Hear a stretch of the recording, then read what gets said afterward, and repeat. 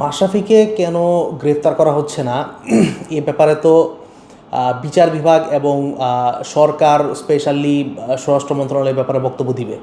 তো আমরা চাই যে তাকে দ্রুত বিচারের আওতায় আনা হোক।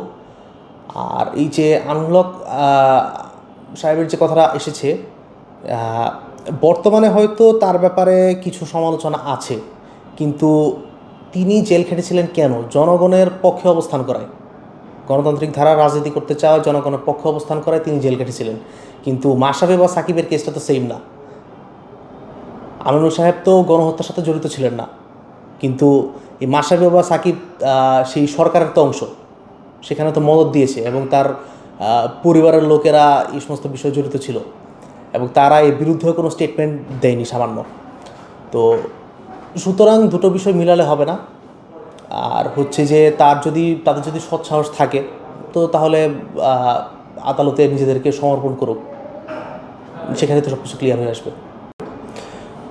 এই যে তার আবেগঘন বক্তব্য বা এই যে জাতিকে আবেগতাড়িত করতে চাচ্ছে, এই আবেগটা 2024-এর জুলাই আগস্টে কোথায় ছিল? প্রশ্নটা আসলে এখানে। তখন যে এত মানুষ মারা গেল, শিক্ষার্থীরা মারা গেল, শ্রমিকরা মারা গেল, শিশুরা মারা গেল, তখন তো তার আবেগ জাগ্রত হয়নি। এমনকি আমরা জানি যে মাশরাফি মুর্তজার বাবার নেতৃত্বে নড়াইলে শিক্ষার্থীদের উপর হামলা হয়েছিল জুলাই গণঅভ্যুত্থানের সময়। সুতরাং এই আওয়ামী ফ্যাসিস্ট রেজিমের সাথে থাকার কারণে, আওয়ামী সরকারের অংশ হওয়ার কারণে আওয়ামী লীগের সমস্ত অপকর্মের দায়ভার তার উপর পড়ে। এমনকি জুলাই গণঅভ্যুত্থানের এই অপকর্মের দায়ভারও তার উপরে পড়ে। সুতরাং তাকে অতি দ্রুত গ্রেফতার করে শাস্তির আওতায় আনার দাবি জানাচ্ছি। তখন এই বার্তাগুলো দিলে হয়তো আজকে যে এই বাজে অবস্থার মধ্যে আছে তারা, এই যে জনগণের চোখে ঘৃণিত হিরো থেকে ভিলেনে পরিণত হওয়া, এই অবস্থায় পড়তে হতো না। এবং জুলাইয়ে জনগণের পক্ষে অবস্থান নিলে হয়তো বা পূর্বের অন্যান্য বিষয়গুলো জনগণ ক্ষমার দৃষ্টিতে দেখত, কিন্তু এখন আর সেই সুযোগটি নেই।